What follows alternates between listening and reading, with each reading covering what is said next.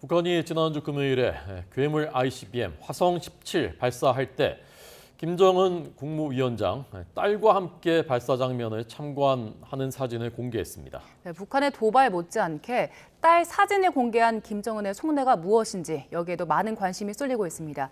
관련해서 한국군사문제연구원 김열수 안보전략실장과 이야기 나눠보겠습니다. 어서 오세요. 안녕하십니까? 네. 어서 오십시오. 안녕하세요. 이 딸 사진이 공개된 것이 이번이 처음인 건가요? 네, 제가 알고 있기로는 딸 사진이 공개된 건 처음으로 알고 있고요. 지난번 9월 달에 네.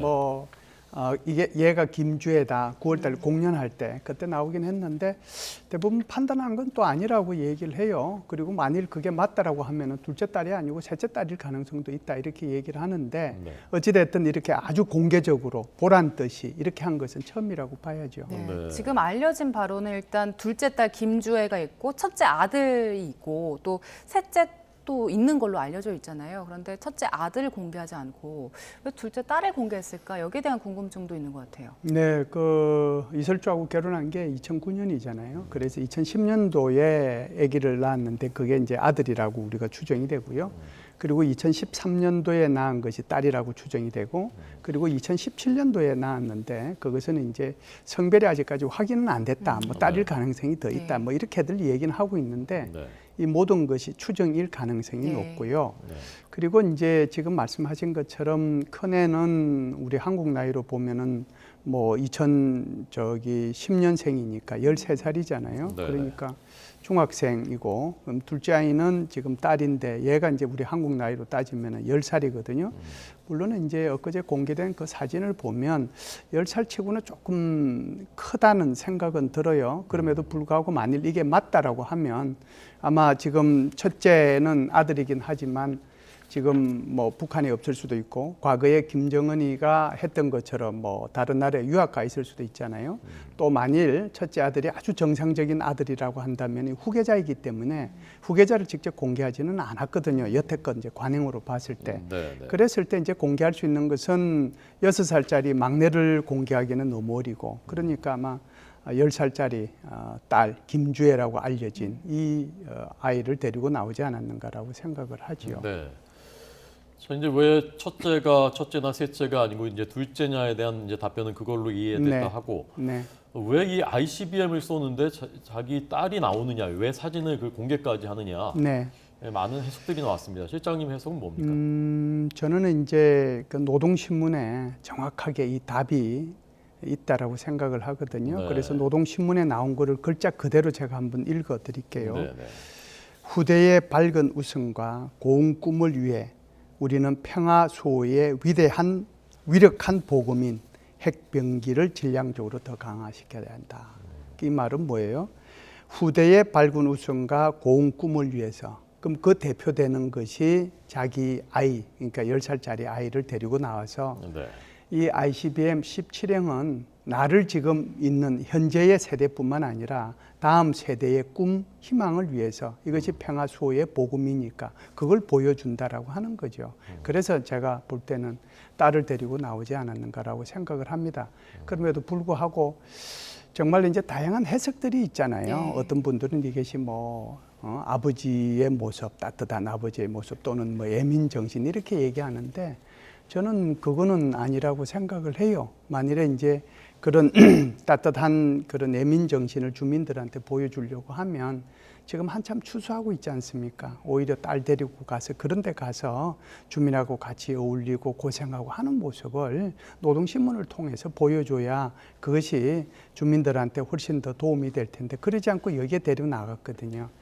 그런 차원에서 보면 좀 이제 안타깝다는 생각은 들어요. 그리고 나서 이제 북한 주민들한테도 계속 교육하는 효과는 있죠. 어떤 거냐면 내가 이렇게 화성 17형을 위력한 것을 가졌으니 이것은 우리뿐만 아니라 바로 당신들의 아들, 딸들을 위한 거다. 그러니까 여기에 적극적으로 동참해야 된다는 것을 동시에 선전하는 그런 효과도 있지요. 네, 왜 딸 사진을 공개했을까에 대한 해석을 들어봤고 최근에 북한이 계속해서 장거리, 단거리 미사일 발사하면서 이제 네. 어느 정도 완성도가 올라갔다라는 평가들 나오고 있잖아요. 네. 그럼 그 이유는 무엇이냐? 핵 개발, 핵 네. 실험인데 예. 핵 실험을 언제 단행할 것인가 여기에 대한 관심도 높은 것 같아요. 이것도 김정은이의 그 발언 속에 그대로 있어요. 이 화성 17행 쏘고 난 뒤에 김정은이가 이렇게 얘기했습니다.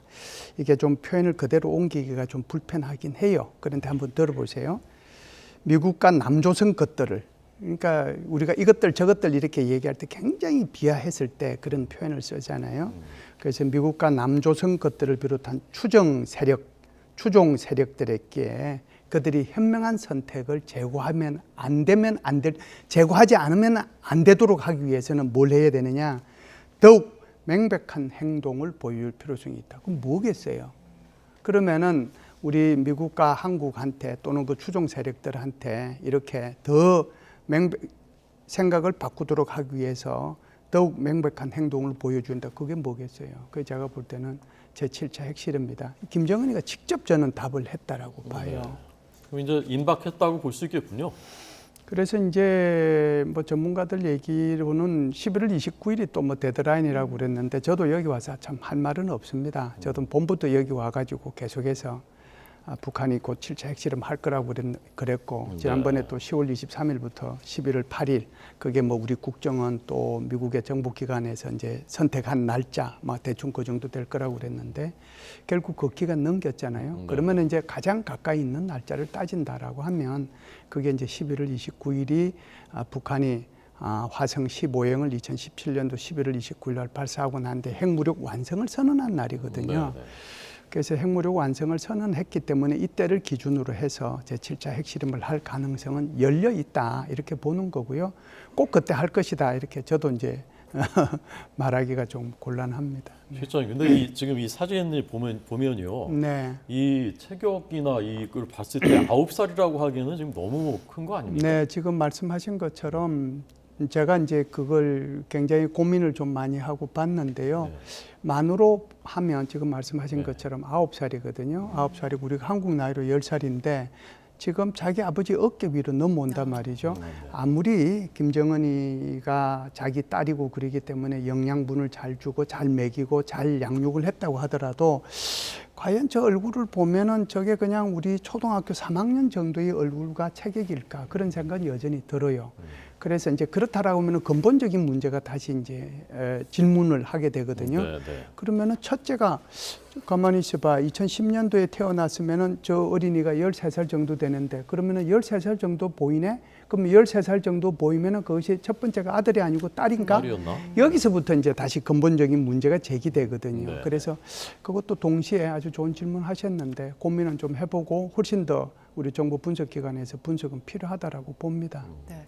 아까 여러 가지 해석이 있다고 말씀해 주셨는데 네. 해석들 중에서 만약에 앞으로 현재 행보에 이 딸이 계속해서 등장을 한다면 네.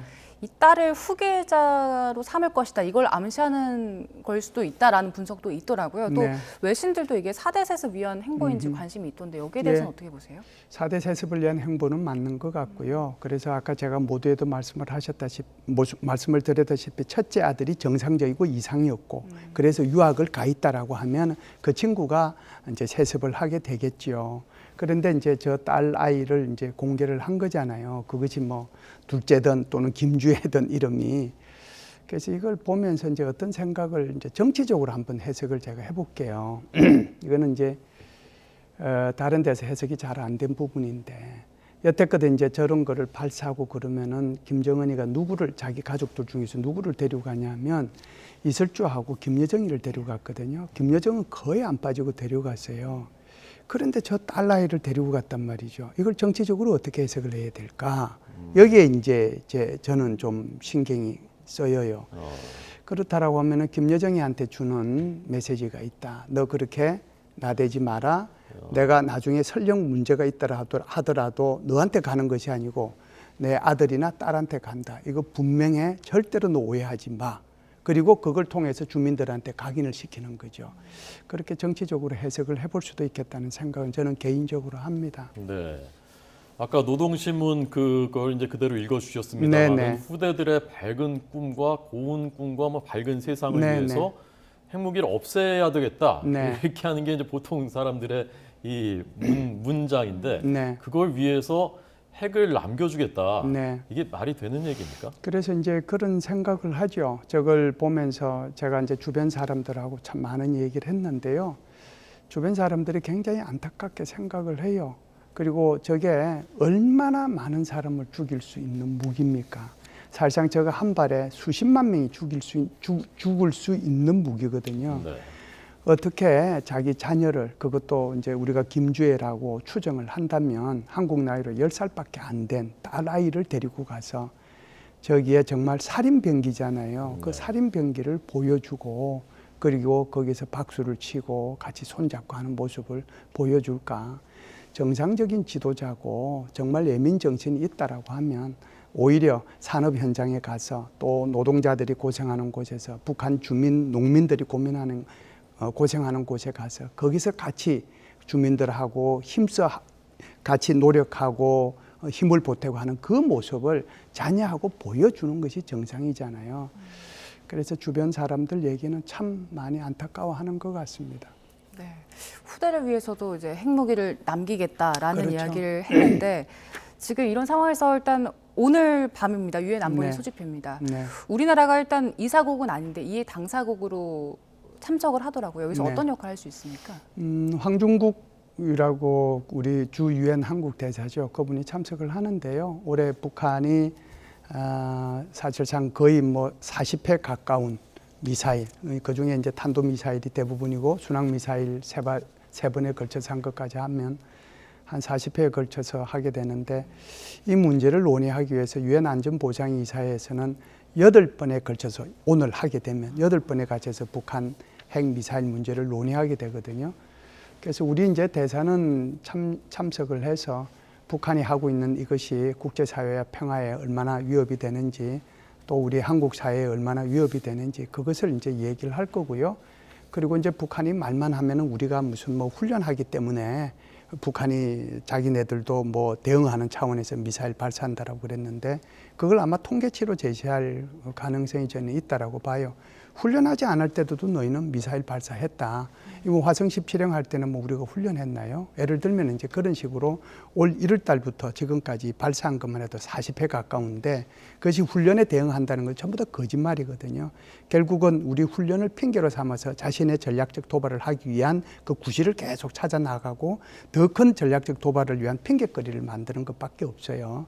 그렇기 때문에 우리 황 대사가 오늘 참석을 하면 그 문제를 얘기할 거고 그래서 유엔의 추가적인 대북 제재가 필요하다. 유엔 안전보장이사회 결의안은 통과시켜야 된다라고 아마 주장을 할 겁니다. 결과는 관계없이. 네, 알겠습니다. 한국군사문제연구원 김열수 안보전략실장의 분석이었습니다. 잘 들었습니다. 감사합니다.